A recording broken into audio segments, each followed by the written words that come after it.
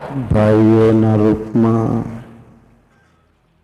બહેનોના રૂપમાં, બાળકોના રૂપમાં આપ સર્વની મય વિરાજી રહેલા અખંડ એ પરમાત્મા આપના આત્મા સ્વરૂપને મારા વંદન.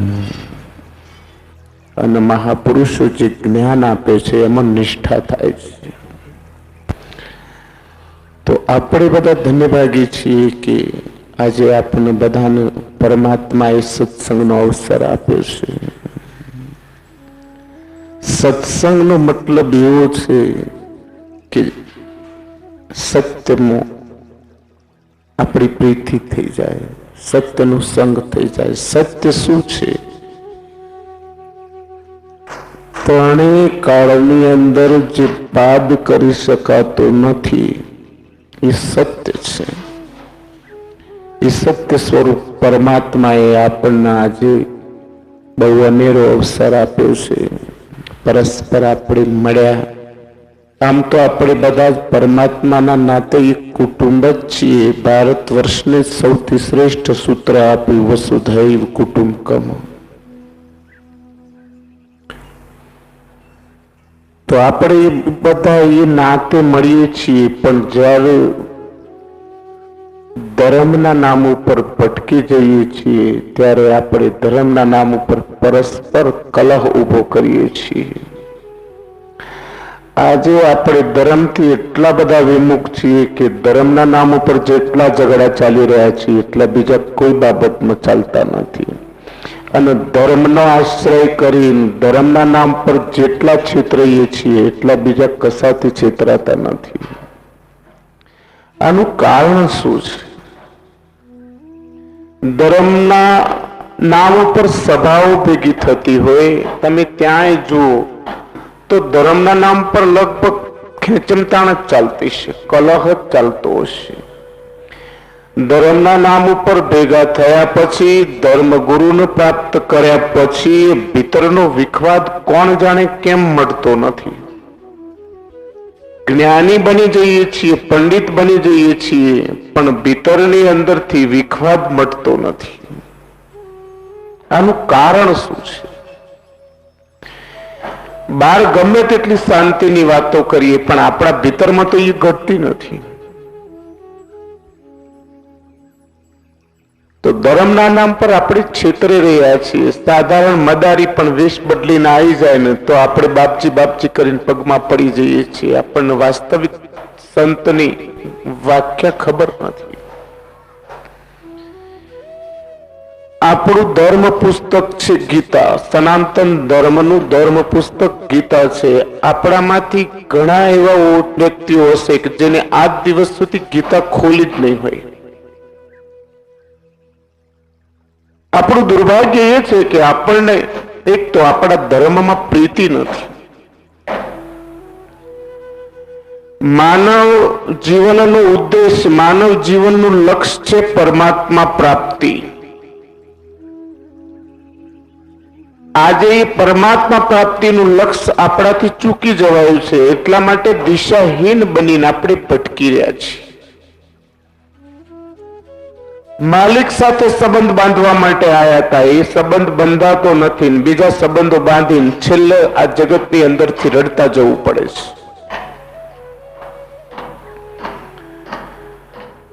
તો આપણે ધર્મના નામ ઉપર ભટકી ગયા છીએ.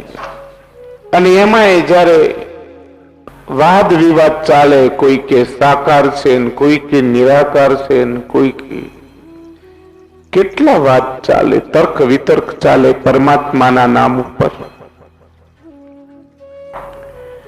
અને આ બધા વિવાદો વચ્ચે પછી લોકો છેલ્લે કાયરતા જાહેર કરે કે આના કરતો આમાં ના પડવું સારું, ઊંડા ઉતરવામાં કોઈ સાર નહીં. છેલ્લે આપણે ધર્મથી વિમુખ થઈ જઈએ છીએ. માનવ જન્મ પરમાત્મા પ્રાપ્તિ માટે છે, પણ આપણો કદમ કઈ તરફ ઉઠી રહ્યો છે?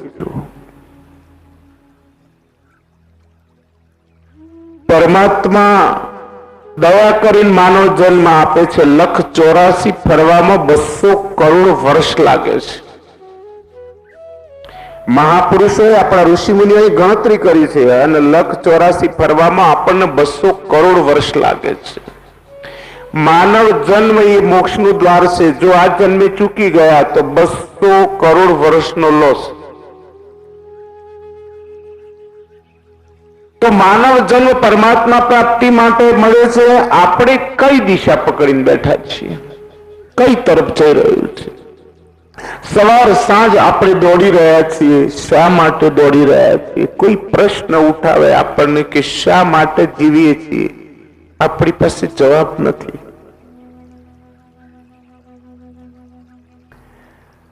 સંસારની ઠીક શું વ્યાખ્યા થાય છે એ આપણે વિસરી ચૂક્યા છીએ. પરમાત્મા પ્રાપ્તિ તો એક બાજુ રહી ગઈ, પણ સંસાર જેને આપણે કહીએ છીએ સંસારનું તો ઠીક સમજી લઈએ. પેલા સંસારની અંદર આપણે એવું સમજીએ છીએ કે ભાઈ આપણે જન્મ લીધો છે, એ મા બાપ તરફની ફરજ નિભાવીએ, લગ્ન કર્યા પછી પત્ની તરફની ફરજ નિભાવીએ, સંતાનો તરફની ફરજ નિભાવીએ, સમાજ તરફની ફરજ નિભાવીએ. આ બધી ફરજો નિભાવવામાં એક મુખ્ય ફરજ રહી જાય છે પરમાત્મા પ્રાપ્તિની. બાકીના બધા કોલ યાદ રહ્યા, બાકીના બધું યાદ રહ્યું, પરમાત્મા પ્રાપ્તિનો કોલ ભૂલી ગયા. એટલા માટે સંસારની અંદર આપણે ભટકી રહ્યા છીએ, ક્યાંય શાંતિ નથી. જ્યાં જઈએ નિરાશા પ્રાપ્ત થાય છે. આજે કેટલાનો સંસાર એવો છે કે જેમાં ખરેખર શાંતિ હોય? આ સંસારના 4 સુખ સૌથી મોટા માનવામાં આવ્યા છે. પહેલું સુખ કે જાતે ન રહ્યા.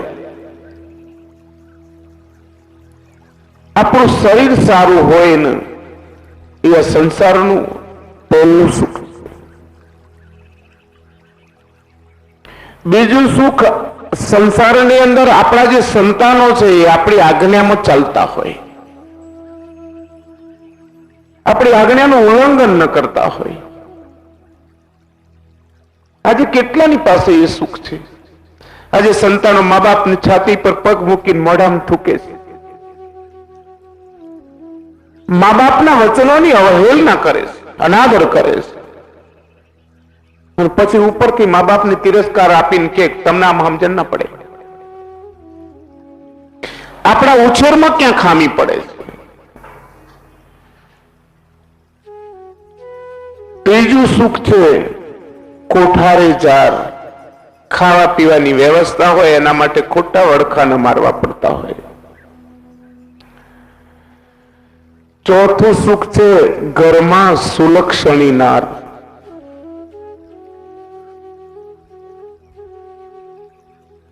પહેલા 3 સુખ કદાચ નહીં હોય, ઘરમાં અનુકૂળ પાત્ર હશે ને તોય તમે સંસારની અંદર ગાડું પાર પાડી દેશો.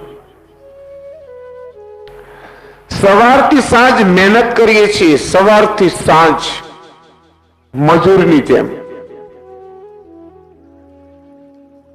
શા માટે કરીએ છીએ ખબર નથી. 50-60 વર્ષ પછી આપણું મૂલ્ય ઘટી જાય છે. તમે જેની પાછળ દોટ કાઢી રહ્યા છો એ બધાના માટે તમે નકામા થઈ જાવ છો. બધા અનાદર કરતા હોય, ઘરની અંદર બધા જાકારો આપતા હોય, ચારે બાજુથી તિરસ્કાર મળવા છતાંય આપણે એવા પિંજરાની અંદર પૂરાઈ રહ્યા છે જેમાંથી બહાર નીકળી શકતા નથી. આ દુર્ભાગ્ય તો જુઓ આપણું.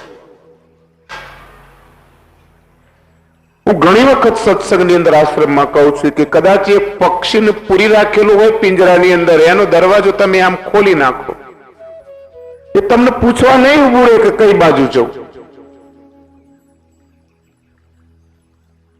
જે પશુને બાંધી દીધું છે એ પશુના ગાળાને કાપી નાખો, અથવા તો એનો વાળો ખોલી દો તમે. એ કોઈ દિવસ તમને પૂછવા નહીં ઉભું રહે કે મારે ક્યાં જવું. પણ માણસને સવારથી સાંજ પત્ની તિરસ્કાર આપતી હોય, બાળકો તિરસ્કાર આપતા હોય, બધા ઘરમાંથી તિરસ્કાર આપતા હોય, લગભગ 60 વર્ષ પછી બધાની આ દશા હોય છે. ભલે પછી ગાલ ઉપર લાપોટ મારીને આપણે રાતા રાખવા પ્રયત્ન કરીએ, તો 60 વર્ષ પછી લગભગ બધાને તિરસ્કાર પ્રાપ્ત થતો હોય છે. એટલા ઊંચા સંસ્કાર આજકાલ રહ્યા નથી કે જેમાં મા બાપને શાંતિ હોય. તો આનું કારણ શું છે? મજૂરી તો આપણે બાળકો માટે કરીએ છીએ, ઘરના બધા વ્યક્તિઓ માટે કરીએ છીએ, અને 60 વર્ષ પછી આપણે નકામા જીવન અવર્થ ગુજારી દીધું, હાથ કઈ લાગ્યું નહીં, અને પછી બેઠા બેઠા જે ભૂતકાળ વીતી ગયો છે એને વાગોડ્યા કરીએ છીએ, આંખમાંથી આંસુ પાડ્યા કરીએ છીએ. એનું મૂળ કારણ એ છે કે આપણે પહેલો કોલ ભૂલી ગયા છીએ. માનવ જન્મ પરમાત્મા પ્રાપ્તિ માટે છે. પરમાત્મા પ્રાપ્તિ લક્ષ્ય એક બાજુ મૂકીને અને સંસારના કઈ સગવડો, કયા સુખો ભેગા કરવામાં જીવન ખપાઈએ છીએ ખબર પડતી નથી. જીવન ખપી જાય છે. હાથ તો કઈ લાગતું નથી. તો પહેલા તો આપણે સંત મહાપુરુષોની પાસે એટલા માટે જઈએ છીએ કે સત્સંગ દ્વારા આપણને સાચી દિશા મળે, આપણા ભીતરની અંદર પરમાત્મા માટે પ્રેમ જાગી જાય, પરમાત્મા સાથે આપણો સંબંધ જોડાઈ જાય. એટલા માટે આપણે સંત મહાપુરુષોના સાનિધ્યમાં જઈએ છીએ. સંતોના સાનિધ્યમાં ગયા પછી, મહાપુરુષોના સાનિધ્યમાં ગયા પછી એ પરમાત્મા માટે આપણા ભીતરમાં પ્રેમ ના જાગે તો નક્કી માની લો હજુ દિશા ઠીક મળી નથી.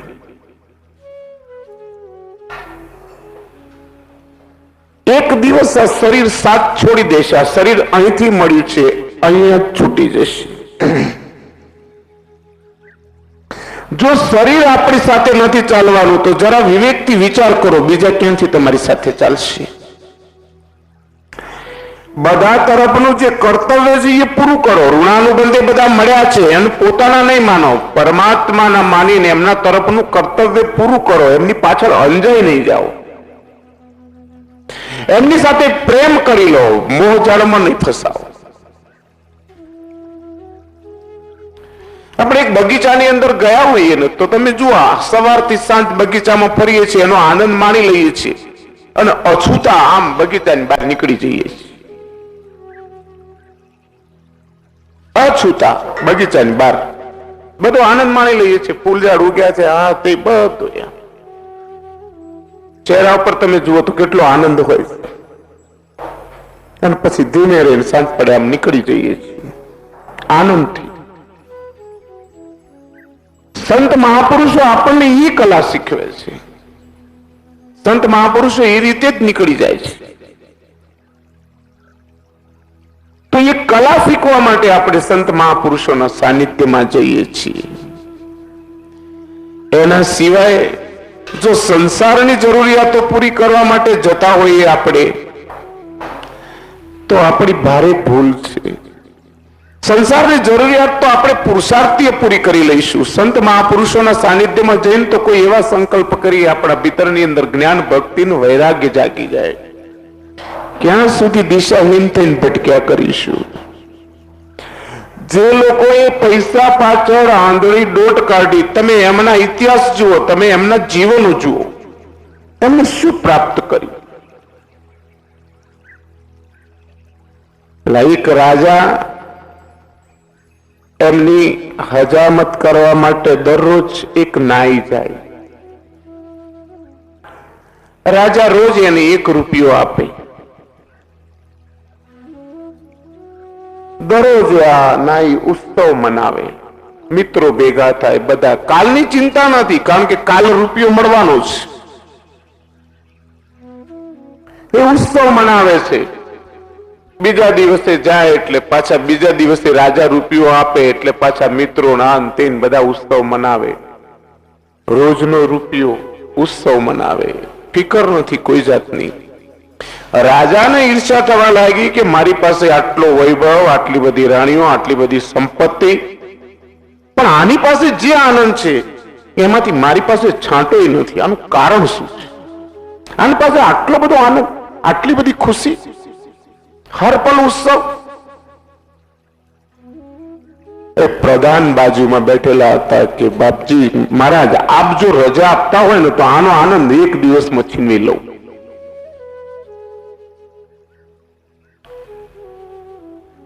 પ્રધાનોનો બહુ પગાર હોય એનું કારણ છે કે એ બુદ્ધિ જેવી માણસો છે, એની બુદ્ધિના પૈસા છે. એટલે અમને કહ્યું કે તું શું કરીશ કે એ મારી પર છોડી દો, આપ ચિંતા ન કરો. પ્રધાને 99 રૂપિયા ગણીને અને એક પોટલું વાળ્યું અને પછી આની જે ઝૂંપડી હતી ને એની બારીએથી અંદર નાખી દીધું. પેલો ભાઈ સવારે દાઢી કરવા માટે ગયેલો, એ બપોરના ટાઈમે આવ્યો, દરવાજો ખોલ્યો, એને અંદર જોયું તો એક પોટલી પડેલી, આમ ખોલીને જોયું તો ગણતરી કરી 1 2 3 99 રૂપિયા. કેટલી બુદ્ધિથી પગલું ભર્યું તમે વિચારો બરાબર.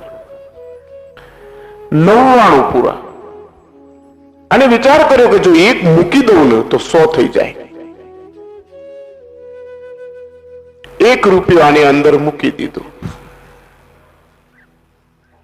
થોડી વાર થઈ, સમય થયો એટલે પેલા મિત્રો ને બધા રોજ આવતા તે આવવા લાગ્યા. હવે રૂપિયો બચાવવો છે ગમે તેમ કરીને. ભીતરની અંદર કુડ કપટ શરૂ થયું. એક પથારી પાથરી દીધી ને ભાઈ ધીમે રહીને સુઈ ગયો. પછી પેલા બધા આવે ને પેલા અંદરથી આમ ટાહકા કરવા લાગ્યો કે આજે તો કોઈ તબિયત ઠીક નથી. મિત્રોએ કહ્યું કે ભાઈ આમાં દુઃખી થવાની કોઈ જરૂર નથી, આપણે કાલ ઉત્સવ મનાવીશું, આજે તું આરામ કર, તને આરામની જરૂર છે, તારી તબિયત સારી નથી. મિત્રો બધા જતા રહ્યા. બીજા દિવસે ગયો, રાજાએ જોયું તો એનો ચહેરો કરમાયેલો છે. એની આંખમાં કોઈ ચમક નથી, કોઈ સ્ફૂર્તિ નથી, કોઈ આનંદ નથી. હું આશ્રમે અમારા સાધુઓને પણ દરરોજ કહું, સવારે દિવસ ઉગે ને એટલે એમને કહું કે બધી બાજુ નજર કરો. આખી પ્રકૃતિ હસી રહી છે. તમે જુઓ, ફૂલઝાડ હસી રહ્યા છે, ફળ ફૂલના ઝાડો હસી રહ્યા છે, વૃક્ષો હસી રહ્યા છે. અને પછી તમે આમ પોતાનો ચહેરો જુઓ, આખું અસ્તિત્વ હસી રહ્યું છે. આપણે કેમ ઉદાસ છીએ? સૂર્ય આપણા માટે નથી ઉગતો, આપણને આનંદ આપવા માટે નથી ઉગતો. આ બધા આનંદ મનાઈ રહ્યા છે, આખું અસ્તિત્વ આનંદ મનાઈ રહ્યું છે. આપણે કેમ ઉદાસ છીએ? તમે સવારે આમ ચહેરો તમારો જુઓ, પેલા નજર બધી બાજુ કરો ને પછી આઈને આમ પોતાનો ચહેરો જુઓ. ઘણી વખત એવો ચહેરો હોય કે બીજો કોઈ જોઈ લે તો દાડો બગડી જાય. કારણ શું છે આનું? બધા આનંદ મારે કદાચ મનાઈ રહ્યા છે, બધા ઉત્સવ મને, એમાં આપણે કેમ કેમ મળી શકતા નથી? આનું કારણ શું છે? આપણું જીવન કેમ નોખું દેખાય છે, કેમ જુદું દેખાય છે? એક મહાત્માજી એક ભક્તને એમને પ્રશ્ન કર્યો કે બાપજી આપ રોજ આનંદમાં રહો છો, આનું કારણ શું છે? કે મને મારા હોવાપણામાં આનંદ છે બસ. કે હું આ પ્રકૃતિ વચ્ચે રહું છું, મોટા મોટા વૃક્ષો છે, એને જોઈને નાના વૃક્ષોની ઈર્ષ્યા કરતા મેં નથી જોયા કોઈ દાડો. આ વૃક્ષો કોઈ દિવસ મોટા 50-50 ફૂટના છે, પણ આ 5 ફૂટ વાળા કોઈ દાડો એની ઈર્ષ્યા નથી કરતા. આ બધા જે ફૂલો ખીલે છે ને પરસ્પર, એ ફૂલ મોગરો ગુલાબની ઈર્ષ્યા નથી કરશો અને ગુલાબ મોગરાની ઈર્ષ્યા નથી કરતો.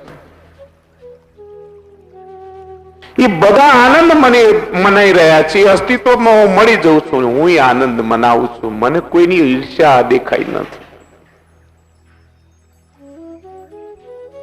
આપણા દુઃખનું કારણ શું છે તમે વિચારો બરાબર. બીજાના સુખને જોઈને આપણે દાજીએ છીએ. બીજાનું સુખ આપણને જોયું જતું નથી. આટલી ઈર્ષ્યા દેખાઈ? ભગવાને એવું કહ્યું કે માનવ મારો સમોવડીયો અવતાર છે. આ માનવ સમોવડીયા અવતારની આ દશા.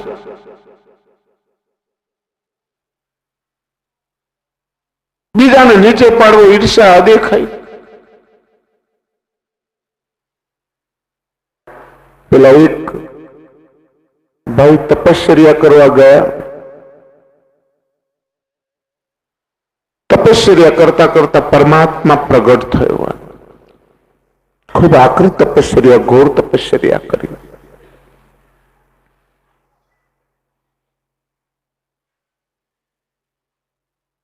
એટલે ભગવાને કહ્યું કે માંગ, તું જે માંગે તે આપું.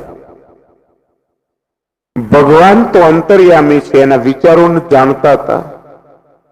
એટલે ભગવાને કહ્યું કે પણ સાંભળ, કે તું માંગતા પહેલા મારી એક વાત સાંભળ. તું જે માંગીશ ને એના કરતા તારા પડોશીને બમણું મળશે.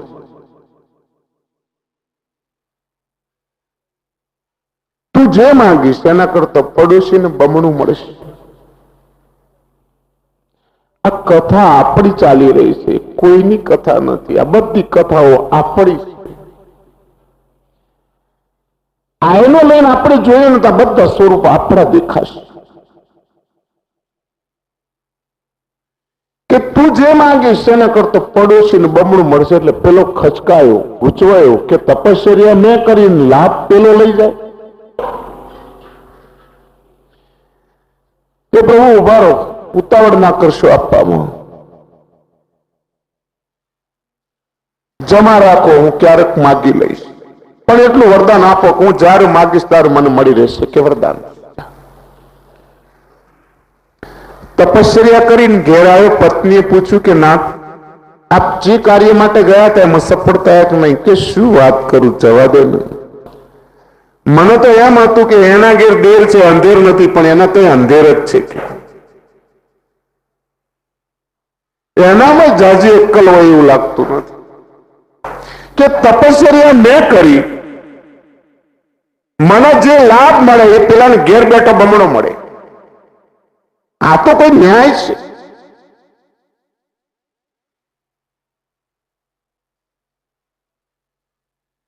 અને થોડા દિવસ વીત્યા એટલે વિચાર કર્યો કે આખરી તપશ્ચર્યા મેં કરી છે, અવર્ત તો જવાય ના દેવાય. એટલે આને સવારે નાહી ધોઈને સંકલ્પ કર્યો કે હે પ્રભુ, આપ મારી પર પ્રસન્ન થયા હોય અને જે વરદાન આપ્યું છે એ સત્ય હોય તો મારી એક આંખ ફૂટી જાય.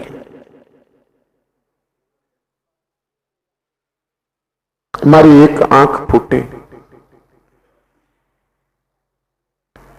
હવે પડોશીની શું દશા થાય આપ વિચારો. બરાબર. એટલે ના અટક્યો. કથા આગળ એવું કે છે, પછી એને એમ કહ્યું કે મારા ઘરના આગળ એક ખાડો હોય.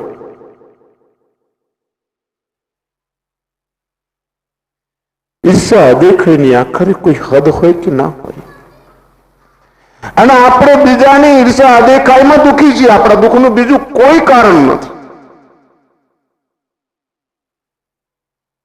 પશુ પક્ષી એકબીજાની ઈર્ષા અદેખાઈ કરતા નથી. એમને પાઠ શીખવવા માટે કોઈ સ્કૂલ નથી. આપણને સારા પાઠ શીખવવા માટે સ્કૂલો ચાલે છે, પણ કોણ જાણે કેવી રીતે રિએક્શન આવે છે. ખોટા સંસ્કાર લઈને ચાલ્યા આવીએ છીએ. બીજાના તરફ રાગદ્વેષ કરવો, ધૃણા કરવી, બીજાના તરફ ક્રોધ કરવો, બીજાને ત્રાસ આપવો, કઈ સ્કૂલમાં આપણને શીખવાડવામાં આવે છે? સારું શીખવવા માટે સ્કૂલો ચાલે છે, પણ એ લઈને નહીં આવી શકતા. રિએક્શન આવે છે. આપણે બધા કુસંસ્કાર લઈને આવી જઈએ છીએ. સહજ સ્વભાવ આનંદમય છે, સતચિત આનંદ સ્વરૂપ. તમે જુઓ, પશુઓનું જીવન સહજ છે, એમાં કોઈ મિલાવટ નથી. છે આપ બરાબર વિચાર કરો. પશુઓનું જીવન સહજ છે, પક્ષીઓનું જીવન સહજ છે, અને આપણું માનવ જીવન અતિશય વિલાસી બની ગયું. અતિશય વિલાસી. સંયમ બાબતમાં તમે જરા પશુ પક્ષી તરફ નજર કરો તો એમની મર્યાદા કોઈ દિવસ તોડતા નથી. અને આપણે અને તોય પાછું બીજાને કહીએ કે મર્યાદા રાખો. શેની મર્યાદાની વાત કરીએ છીએ આપણે? કઈ મર્યાદાની? પશુ પક્ષીઓ કોઈ વસ્ત્ર પહેરતા નથી, પણ એમની મર્યાદાઓ જુઓ તમે. આપણને મર્યાદાના પાઠ શીખવવામાં આવે છે, પાઠ. તો આપણી પરિસ્થિતિ જુઓ તમે. પ્રેમ સ્વરૂપ જે પરમાત્મા છે એનાથી વિમુખ થઈ ગયા એટલે ભીતરમાં કામ ઘૂસી ગયું છે. રામની જગ્યાએ ઠરવા દેતો નથી, ક્યાંય ઠરી ઠામ થવા દેતો નથી. અને આપણે એનું ઓસડ શોધવા તૈયાર નથી. જો ભીતરમાં પરમાત્મા માટે પ્રેમ જાગી જાય ને તો આ બધી બીમારીઓમાંથી બચી છે. પણ ભગવાનમાં આપણને કોઈ પ્રીતિ નથી. આપણે તો દુકડા ભેગા કરવામાં હવાર હાંજ દોડી રહ્યા છીએ. અને એ જ પૈસો છેલ્લો તમારો દુશ્મન બની જાય છે. તમે બરાબર વિચાર કરો. તમે જેની પાછળ દોટ કાઢી છે આંધળા બની, એ બધા તમારાથી મોઢું ફેરવી લે છે. પૈસો છેલ્લે તમારાથી મોઢું ફેરવી લે છે. છેલ્લે સમયસર ખાવાના ફાંફા મળે છે, લાખોની જાયકાત પડી હોય તોય. કઈ દિશા તરફ દોટ કાઢી આપણે? ખરેખર હું આજે તમારી સાથે આત્મા પરમાત્માની વાતો કરવા માટે નથી આવ્યો. એવા જ્ઞાનની વાતો આપણે નહીં, આપણે આપણી વાસ્તવિકતાની વાત કરવી છે. આત્મા પરમાત્માની વાતો કરીને ભીતરનું રેગિસ્તાન તો એમનું એમ છે, એમાં ક્યાંય હરિયાળી થતી જ નથી.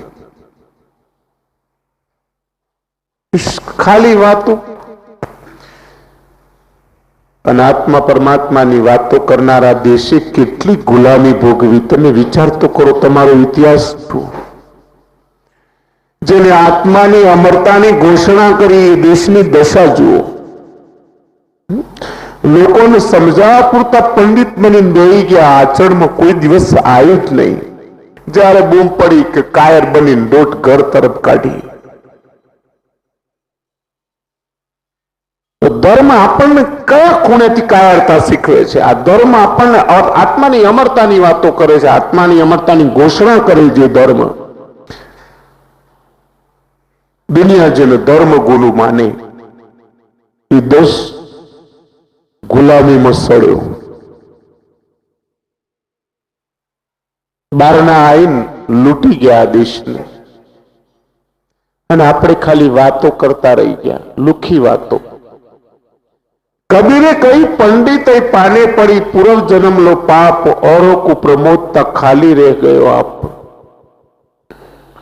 ભીતરમાં બોધ લાગ્યો નહીં, દીવા તળે હંમેશા અંધારું રહે.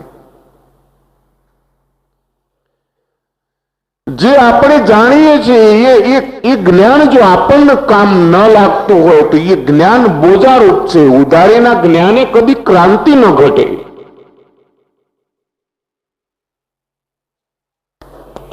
તો જે લોકો પૈસા તરફ દોટ કાઢી કાઢીને બેઠા એમનું જીવન જુઓ આપ. સિકંદર આખી દુનિયાનો રાજા બનવા માટે નીકળ્યો, દુનિયાનો રાજા બની ગયો, પણ છેલ્લે તમે જુઓ નિરાશ ગયો આ દુનિયાની મયથી. એને માને એક કોલ આપ્યો હતો કે માં, હું ગમે ત્યાં હોઈશ, અંતિમ મારું મસ્તક તારા ખોળે મૂકીને દેહ છોડીશ. ભારતમાંથી પાછો વળતા રસ્તામાં જ બીમાર પડી ગયો.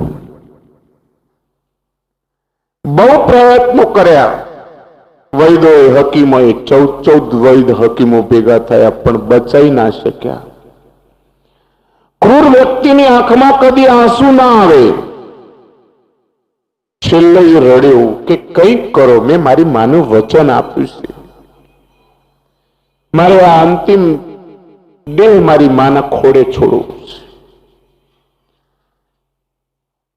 વૈદ હકીમોએ હાથ જોડ્યા કે આપને અમે બચાવી શકીએ એવી કોઈ પરિસ્થિતિ નથી. નિરાશ મરી ગયો, રાખે ઉડી ગઈ એની. દુનિયાનો રાજા. વિચાર કરો, અમેરિકાનો એક અરબપતિ માણસ થઈ ગયો જેનું નામ એન્ડ્રુ કાર્નેગી. મર્યો ત્યારે 10 અરબ રૂપિયા મૂકીને મર્યો. એનો જે સેક્રેટરી હતો ને એ એનું જીવન ચરિત્ર લખતો હતો. એક દિવસ તારી સામે આવે ને એમ કે તારે એન્ડ્રુ કાર્નેગી બનવું છે કે સેક્રેટરી બનવું છે, તો તું શું કહીશ? પેલા થોડી વાર લાગી એટલે આને પોતાની રીતે નિર્ણય આપી દીધો કે તું એન્ડ્રુ કાર્નેગી જ બને. કે નહીં, જેવી ભૂલ તો હું સપનામાં ન કરું. કે કેમ? કે આ દુનિયાની અંદર મેં આપના જેટલા દુઃખી કોઈને જોયા નથી. આપની પર દયા આવે છે, મને દયા. કે લોકો પૈસા પાછળ દોડતા મેં બહુ જોયા છે, પણ આપ દયાના પાત્ર છો. સવારે 7 વાગે 9 વાગ્યાથી આપ ઓફિસે જાઓ, રાતના 11 વાગ્યા સુધી આપ પાછા ના આવો. આપના કરતો આપનો પટાવાળો સુખી છે, આપનો ક્લાર્ક સુખી છે, મેનેજર ડાયરેક્ટરો સુખી છે. એ સવારે 10 વાગે આવે ને 4-5 વાગે જતા રહે છે. આપ કોણ જાણે ઓફિસમાં શું માથા માર્યા કરો છો. એટલા માટે ભૂલે ચૂકે એ ભૂલ હું ન કરું. એ સેક્રેટરીએ જીવન ચરિત્ર લખતા લખતા એક દિવસ એમની પત્નીને પૂછ્યું કે આપ આ દુનિયાના ધનવાનમાં ધનવાન પતિની પત્ની છો, આપ તો સુખી હશો ને? કે મારા જીવનની પહેલી ભૂલ એ છે કે મેં અરબપતિ વ્યક્તિ સાથે લગ્ન કર્યું છે.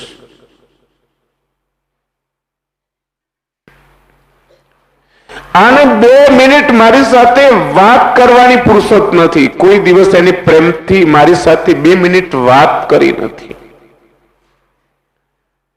એમાં ઉલ્લેખ એવો છે કે ઘણી વખત તો પોતાના સંતાનોને ન ઓળખે. સવારે જાય 11 વાગે આવે, ઊંઘી ગયા હોય. એમના સંતાનોને પૂછવામાં આવ્યું કે ભાઈ તમે અરબપતિ બાપના દીકરાઓ છો, તમે તો આ જગતમાં તૃપ્ત સુખી હશો ને? કે શું સુખની વાત કરીએ, અમારા બાપે કોઈ દિવસ અમારી સાથે બેસીને ભોજન લીધું નથી અને અમારી સાથે બેસવાની ફુરસત નથી. પ્રેમથી કોઈ દિવસ અમારી સાથે અમારા બાપ બેઠા નથી. બીજાના મા બાપનો પ્રેમ જોઈએ છે. અમને ઈર્ષ્યા થાય છે કે અરબો રૂપિયા ભલે પડ્યા પણ કરવાના શું, અમારા મા બાપનો પ્રેમ અમને પ્રાપ્ત થતો નથી. અને આપણે જીવનમાં યાદ રાખવા જેવું છે, તમારી સંપત્તિ, સંસારની સંપત્તિ તમારા સંતાનો છે. સમયસર એમને સંસ્કાર નહીં મળે, કુમાર્ગે વળી જશે અને જે સંસ્કારો એમના ઘડતરમાં પડશે ને છેલ્લે તમને નડશે. તમારા સંતાનો તમારાથી વિપરીત ચાલે છે એનું એક જ કારણ છે કે એમને સમયસર જે પ્રેમ મળવો જોઈએ એ પ્રેમ મળ્યો નથી. એટલે યુવા અવસ્થાએ જતો જતો વ્યસન વ્યભિચારના માર્ગે વળી જશે, પછી તમને તિરસ્કાર આપશે. એટલે પહેલા પરમાત્મા પ્રાપ્તિ કદાચ ન કરી શકો તો ઠીક છે, તમારા પોતાના કર્તવ્યનું તો ઠીક પાલન કરો કે સંતાનો તરફનું તમારું કર્તવ્ય શું છે.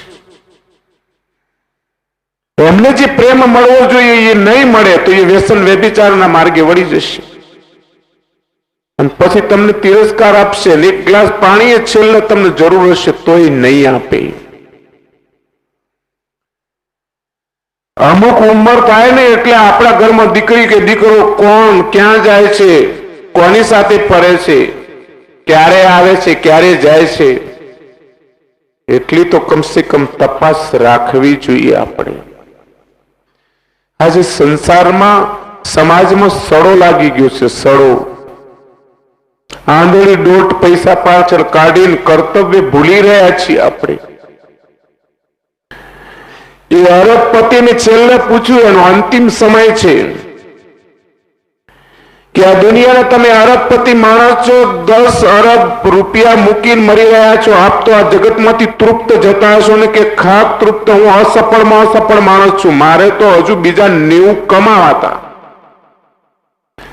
100 અરબ મૂકીને મરવું હતું, ખાલી 10 જ ભેગા કરી શક્યો. શું કરવાના એ પૈસાના? પરિવાર માટે કદાચ ભાગતો હોય તો પરિવાર તો અસંતોષ અનુભવી રહ્યો છે. સંતાનોનો પ્રેમ મળ્યો નથી, પત્નીના આંખમાં આંસુ આવે છે. આપણે આ 20મી સદીની વાત કરીએ તો હૈદરાબાદનો નિઝામ, 20મી સદીની, હમણાંની વાત, એને 500 પત્નીઓ હતી. 5000 વર્ષ પહેલા કૃષ્ણ ભગવાનનો 1600 હતી. આ તો હમણાંની વાત છે. આપણે સંદેહ કરીએ છીએ 5000 વર્ષ પહેલા, 500 વર્ષ હમણાં. 500 પત્ની, આ 20મી સદીની વાત. અને એની પાસે એટલું બધું ધન હતું, દુનિયાનો ધનવાન પુરુષ, કે જ્યારે એને હીરા જવેરાત બહાર કાઢવામાં આવે ને તો એને પાથરવા માટે આમ 7 મકાનના ધાબા જોઈએ, એને રોશની દેખાડવા માટે. એટલી બધી સંપત્તિ. એ માણસ રાત્રે સુઈ જાય ને તો મીઠાની પોટલી સાથે રાખે. એને ભૂતની બહુ બીક લાગતી, ક્યારે છાતી પર કૂદે મારી નાખે, કોઈ ભરોવો નહીં. રાત્રે મીઠાની પોટલી લઈને સુઈ રહે. જીવનમાં કોઈ દિશા ના મળી. આ લોકો ક્યાં ક્યાં જીવન ખર્ચી નાખ્યા. પોતાની અંદર જે શક્તિઓ પડી તેનો ઉપયોગ ક્યાં કર્યો? સાચી દિશાઓ નહીં મળી. અને જ્યાં સુધી આપણે કોઈ સમર્થ સદગુરુના સાનિધ્યમાં નહીં જઈએ, આપણા ભીતરની અંદર સૂતેલી જે આત્મશક્તિ છે એને જાગૃત નહીં કરીએ તો આપણે આ જગતમાંથી નિરાશ જ જઈશું. આપણી અંદર કેટલી યોગ્યતાઓ પડી છે એની કોઈ સૂઝ નથી. તમારું જીવન જે છે એ તમારા સંકલ્પ બળ ઉપર આધારિત છે. તમે જેવા સંકલ્પ કરશો ને એવું તમારું જીવન હશે. મન એક વૃક્ષ સમાન છે, એમાં જેવો સંકલ્પ નાખશો એવું જીવન હશે. તો કમજોર સંકલ્પ કોઈ દિવસ અંદર નહીં ભરો, કાયર સંકલ્પ કોઈ દિવસ અંદર નહીં ભરો. એનો એક સરળ દાખલો આપણે લઈએ. પંજાબની અંદર રણજીતસિંહ થઈ ગયા, પંજાબ કેસરીનું બિરુદ લાગ્યું આ પુરુષને, જેને ભાખેલું સબલાલ હો જાયગા. આપણે એક દિવસ અંગ્રેજોની ગુલામી ભોગવીશું એવું એને કહેલું. એ 12-13 વર્ષની એની ઉંમરની એ વખતે એના જે પિતા હતા રાજા મહાશય, એક ઝવેરી આવેલો ને એની પાસેથી ઝવેરાત મૂલવાવતા હતા. હા, દોડતો આવે, એક અંગૂઠી એમાંથી ઉઠાઈ આમ અને ઉઠી અને એને આમ પોતાના આંગળીએ આમ પહેરીને પછી કહ્યું કે દેખો પિતાજી, મેરી આંગુલી पे कैसी लगती है, મારી આંગળી પર આ કેવી લાગે છે? એટલે બાપે કહ્યું કે તું મેરા બેટા હોકર એસી મામૂલી અંગૂઠી પહેનેગા? છોકરાએ ઉઠાઈને અંગૂઠી આમ ફેંકી દીધી. મારો દીકરો થઈને આવી સામાન્ય અંગૂઠી પહેરીશ તું? અંગૂઠી ઉઠાઈને ફેંકી. એટલે ઝવેરી હસવા લાગ્યો કે મહાશય, આજે અંગૂઠી છે એ લાખોની છે. આપના દીકરાના આ લાખોની અંગૂઠી મામૂલી લાગે છે તો શું આપનો દીકરો કોહિનૂર પહેરશે? એટલે બાપે દીકરાની પીઠ થાબડીને કહ્યું કે ક્યો મેરે શેરે પંજાબ, તું એક દિન કોહિનૂર પહેનેગા ને? તું એક દિવસ કોહિનૂર પહેરીશ ને? તો કે હા પિતાજી, मैं एक दिवस कोहिनूर ले आऊंगा. એટલે ઝવેરી હસ્યું કે મહાશય આપ જાણો છો અત્યારે કોહિનૂર ક્યાં છે?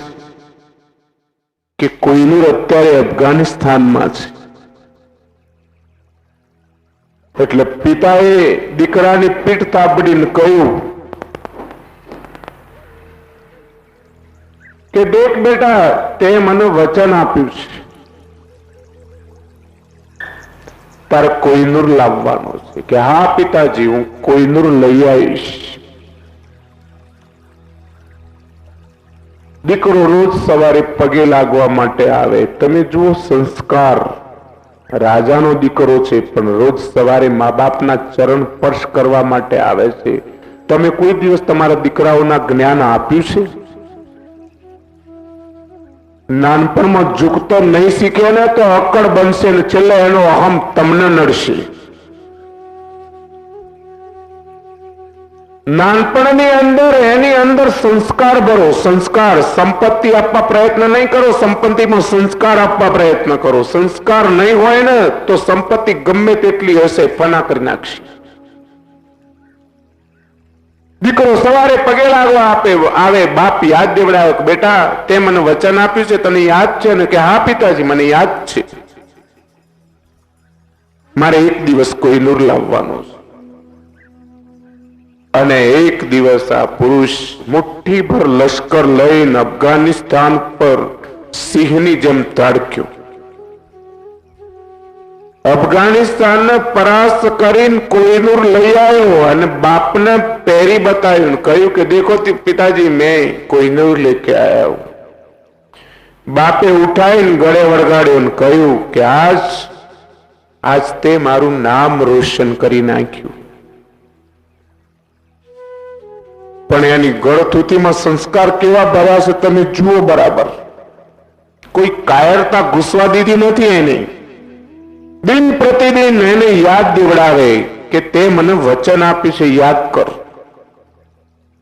આપણે શું યાદ દેવડાવીએ છીએ જરા કહેશો? સવાર સાંજ મજૂરી કરીએ છીએ કે મારા પરિવાર માટે કરું છું. એ પરિવારની દિશા કઈ તરફ છે? જરા શું કામ આંધળા બનો છો? એટલું તો જુઓ. પહેલા ધૃતરાષ્ટ્ર એક હતા 5000 વર્ષ પહેલા, આજે ઘેર ઘેર છે. પુત્ર મોહમાં આંધળા બન્યા છીએ. સંતાનો કઈ દિશા તરફ જઈ રહ્યા છે ખબર નથી. અને પછી રોવા બેસીએ છીએ કે અમારો છોકરો અમારું કયું નહીં માનતા. તે તમે પહેલા મા બાપનું માન્યું હોય તો માને કે આપણે જ અનાદર કરીએ અને પછી આશા રાખીએ ક્યાં મેળ ખાય? માટે સંસારની અંદર આજનો મનુષ્ય દિશાહીન બનીને ભટકી રહ્યો છે. પરમાત્મા સાથે આપણો કોઈ નાતો નથી. 60 વર્ષ આજે કોઈ પણ વ્યક્તિ જો ભર યુવાનીની અંદર કે નાનપણમાં કદાચ ભક્તિના માર્ગે વળે ને તો એને ટકોર થાય કે ભાઈ હજુ વાર છે. આ ઉંમર તારી ભક્તિની થોડી છે. આ જગતની અંદર મા બાપ મરી ગયા પછી પત્ની જાકારો હાલે, સંતાનો જાકારો હાલે, સમાજ જાકારો હાલે, નકામા થઈ જાય એટલે બેઠે બેઠે ભગવાનની માળા ફેરવવાની. કોઈ દિવસ કોઈએ ફેરવી છે? કદાચ માળા દેખાવ પૂરતી હાથમાં હશે પણ ચિંતન તો જે વીતી ગયેલા ભૂતકાળનું જ યાદ કરશે. માળા નહીં થાય પછી, કારણ કે તમે માલિક સાથે તો કોઈ નાતો બાંધ્યો જ નથી. દુનિયાદારીમાં નાતા બાંધીને બેહી ગયા. આ દુનિયાદારી આખી તમને જાણતી છે. મોટા ઓફિસર હશો, કદાચ MLA હોય કે મોટા ગમે તે, કાળની એક ઝાપટ ખાતે બધા સંબંધ સમાપ્ત થઈ જશે. તમારું કોણ?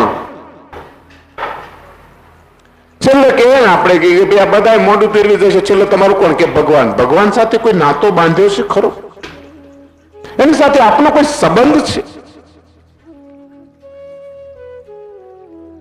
આપણા ભીતરની અંદર પરમાત્મા માટેની કોઈ લગન છે? આપણને તો ક્યાં એ દિશા જ મળે છે. કોણ જાણે ક્યાં ભટકી રહ્યા છે ખબર નથી. મેરાનો સંબંધ હતો પરમાત્મા સાથે. મેરે તો ગિરધર ગોપાલ દૂસરો ના કોઈ, બીજો કોઈ મારું નથી. નરસિંહનો સંબંધ હતો પરમાત્મા સાથે. મારે સામળિયા શેઠ જેવો સરદાર. સાંભળ્યો, મારો સરદાર છે. તો એની સાથે સંબંધ હતો એનો. આપણો કયો સંબંધ છે પરમાત્મા સાથે? આપણે ખાલી જ્ઞાન ભક્તિ વૈરાગની વાતો કરીએ છીએ. હૃદય તો આખું રેગિસ્તાન જેવું છે. ક્યાંય ભક્તિ નથી, ક્યાંય જ્ઞાન નથી, કઈ નહીં. અંદરથી આમ ઉજ્જડ. આંખમાં ક્યાંય પ્રેમ નથી, નકરી ધૂણા તો આમ આમ વરસતી હોય છે. પરમાત્મા તરફ કદમ ઉઠાયા પછી આપણા ભીતરમાં ધૂણા કેમ છે? ઠીક દિશાનો અભાવ. તો મીરાનો સંબંધ બંધાઈ ગયો, નરસિંહનો સંબંધ પરમાત્મા સાથે બંધાયો. અને બીજા અનેક સદગુરુઓ દ્વારા પરમાત્મા સાથે સંબંધ બાંધીને બેસી ગયા. આપણે કોક દિવસ તો ઘરના ખૂણે બેસીને વિચારીએ કે હવારથી હાજ જે તરફ દોડી રહ્યો છું એમાંથી થોડો સમય મેં પરમાત્મા માટે કાઢ્યો છે, માલિક માટે મને સમય મળ્યો છે. પરમાત્મા માટે આપણી પાસે સમય નથી. છેલ્લે એમ કહીએ કે ભગવાને સાંભળતો નહીં. ક્યાંથી સાંભળે? આપણે કોઈ દિવસ હૃદયથી એને પોકાર્યો જ નથી.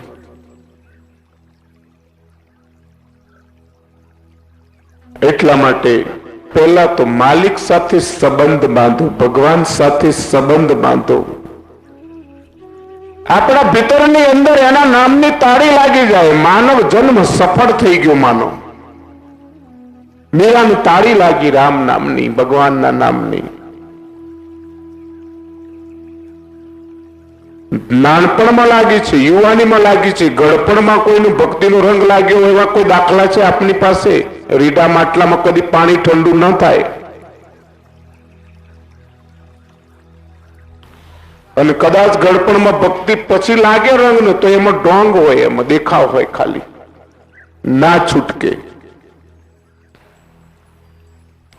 મીરાબાઈ નાનપણમાં એને ભક્તિનો રંગ લાગી ગયો.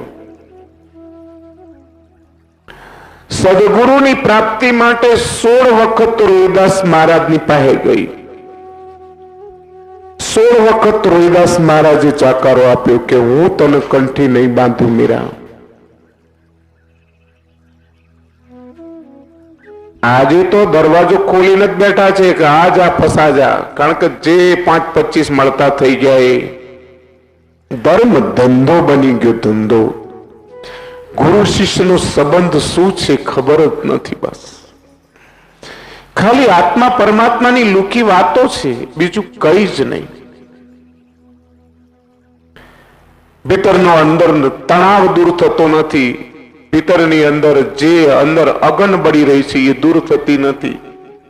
ભીતરની તૃષ્ણા સમાતી નથી. વાતો આત્મા પરમાત્માની કરીએ. 16 વખત મીરા ગુરુ પાસે ગઈ, છતોય ગુરુ કંઠી બાંધવા તૈયાર નથી. રાજરાણી હતી. આજે તો એક વાર, બીજી વાર જાય ને જો ત્રીજી વાર ગુરુ કંઠી બાંધવાની ઉતાવળ ન કરો તો ગુરુને ચિંતા થાય કે કોઈક બીજા પાસે જતો રહેશે.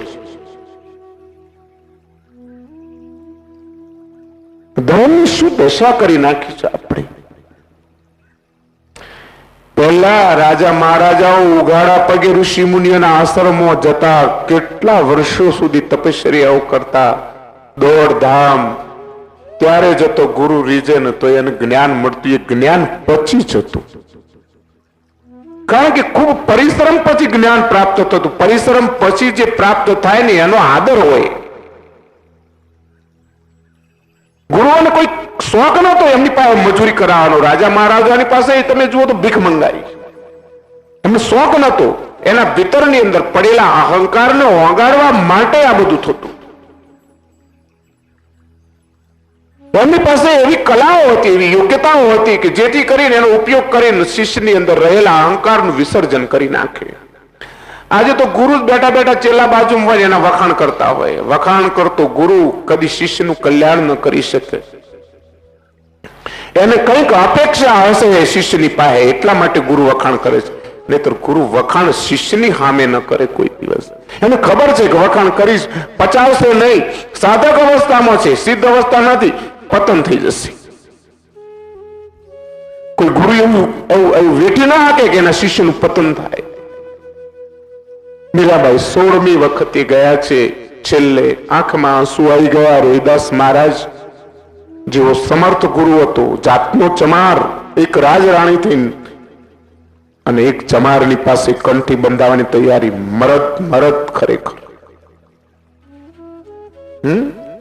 એક રાજરાણી થઈને એક ચમારની પાસે કંઠી બંધાવવા માટે ગઈ છે. અને તે વખત તમે તો વિચાર કરો, છૂત અછૂતના ભેદ એટલા બધા જેની કોઈ હદ નહીં.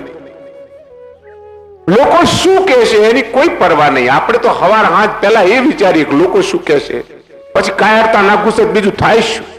લોકોના સર્ટિફિકેટ ઉપર જીવવા પ્રયત્ન કરીએ છીએ. ભગવાન શું કહેશે એની નહીં પડી, લોકો શું કહેશે એની પડી છે. 16મી વખતે ગયા છે. રોહિદાસ મહારાજ કુંડ ઉપર ચામડા ધોવે છે. કહ્યું કે મીરા, હું તને વારંવાર કહું છું બેટા, આ તુલસીદાસજી મહારાજ વૃંદાવનની અંદર છે, તું એમની પાસે જાય તને કંઠી બાંધી દેશે. કે નહીં બાપજી, હું જાણું છું, મારા માથે હાથ મૂકશે તો મારો રોહિદાસ બાપ જ મૂકશે, બીજો નહીં મૂકે. હું આપની જ કંઠી બંધાઈશ, બીજા પાસે નહીં જવું. આપ વારંવાર મારો અનાદર કર, તિરસ્કાર આપો છો, છતાંય હું વારંવાર આવું છું બાપજી. ગુરુ આજ્ઞાનું ઉલ્લંઘન કરું છું. બાપજી, આજે આપ મને જાકારો આપો છો, હું જઉં છું, આપ કહેશો ફરી નહીં આવું હવે. પણ આજ દિવસ સુધી મેં મર્યાદા રાખી છે, કોઈ પ્રશ્ન આપની સામે પૂછો નથી બાપજી, અદબ રાખી છે. પણ આજે એક પ્રશ્ન પૂછવો છે. કે બોલ બેટા.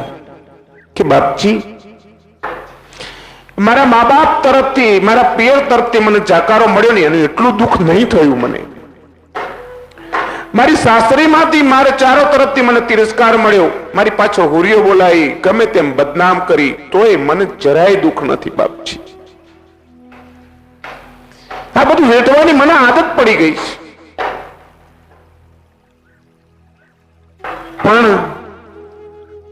પણ આ બધાથી પરે એવો સંત જયારે જાકારો હાલે ને, તો હું ક્યાં જઉં બાપજી?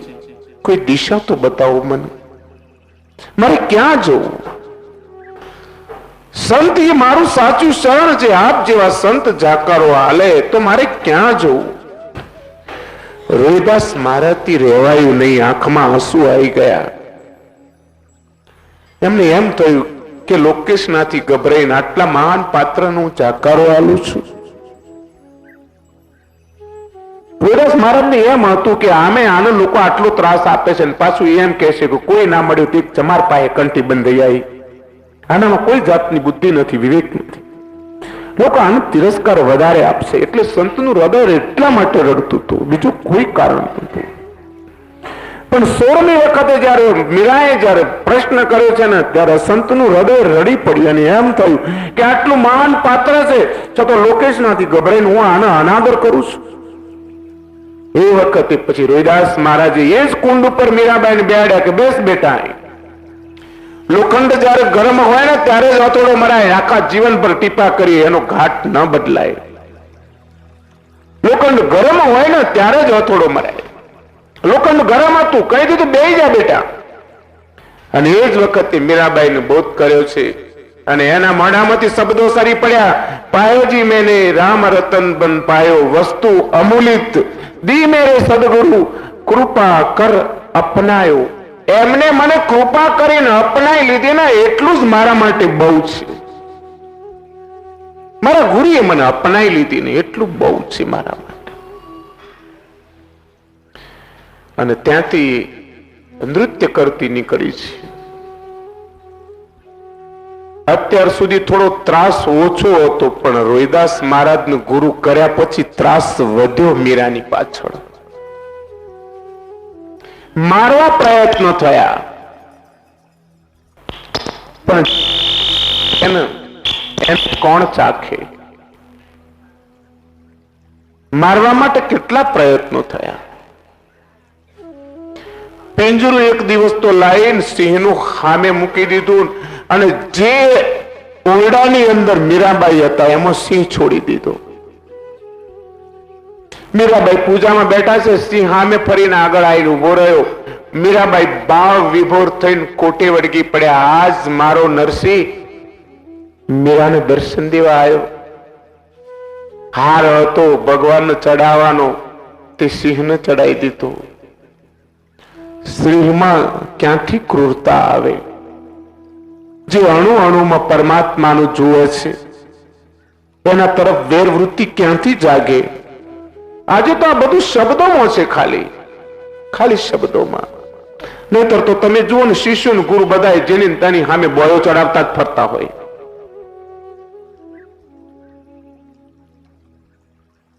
અને સિંહમાં પરમાત્મા દેખાય છે કે આજ મારો નરસિંહ રૂપી પરમાત્મા, મારો આજે કૃષ્ણ જે પ્રહલાદના માટે પ્રગટ થયો તે આજે મને દર્શન દેવા આવ્યો. કોટે બાજી પડી,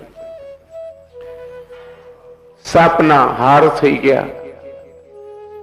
છેલ્લે હલાહલ ઝેર આપવામાં આવ્યું, ઝેર મારી નાખવા માટે.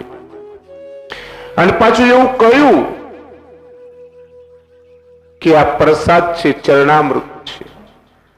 મીરાબાઈ કોઈ દિવસ પ્રસાદનો અનાદર ન કરતા, એ જાણતા હતા આ ઝેર છે. પણ પ્રસાદ કઈને આપ્યો ને. આપણે તો સારો પ્રસાદ હોય તો ઓરીએ, નહીતર બાજુમાં છોકરી ઉભું હોય એના સામે ધરીએ. પ્રસાદમાં એ સ્વાદ શોધીએ છીએ, પછી છેલ્લે બધું છૂટી ના જાય ને કે 20 દાડાથી ઉપવાસ છે અને ઉતરતું જ નહીં. ના જ ઉતરે, પ્રસાદનો અનાદર કર્યો છે. સ્વાદ માટે ખાઈએ છીએ, પ્રસાદ સમજીને ક્યાં લઈએ છીએ? આપણે રાંધીએ છીએ સ્વાદ માટે, પ્રસાદનો તો તિરસ્કાર કરીએ છીએ આપણે. હલાહલ ઝેર આપી દીધું મીરાબાઈને. દાસી દોડતી આવી છે કે બાઈજી, ભગવાન ભજવા હોય ને તો આ બધા ન જાણે એમ ભજો ને, આ લોકો ભેગા થઈને તમને મારી નાખશે. દાસીની આંખમાં આંસુ આવી ગયા, પગ પકડીને રડવા લાગી. એ શું કામ આમ કરો છો બાઈજી? અહીં કોઈ તમારું નથી, બધા તમને તિરસ્કાર આપે છે. આપને ભક્તિ કરવી જ છે ને, બધા સુઈ જાય રાત્રે કરો ને, શું કામ આમ કરો છો? આ મારી નાખશે બધા ભેગા થઈ. એક દાસીને ચિંતા થાય છે કે ગાંડી તું શું કામ ચિંતા કરે છે? મીરા કે રાખન હારો મારો રામ, મારું મન લાગ્યું રાણા વૈરાગમાં. કે મારો રામ રાખવા વાળો બેઠો છે, તું ચિંતા ન કર. પણ ભાઈજી કે આ રોજ નવા નવા આયોજનો કરે છે, રોજ તમને કેવી રીતે મારી નાખો? પ્રહલાદની માએ એક દિવસ પ્રહલાદને કહ્યું કે બેટા આ છોડી દે ને, તું શું કામ આમ કરે છે? આ બધા મારી નાખશે તને, આ મારી નાખવા બેઠા, આમનો કોઈ ભરોસો નહીં.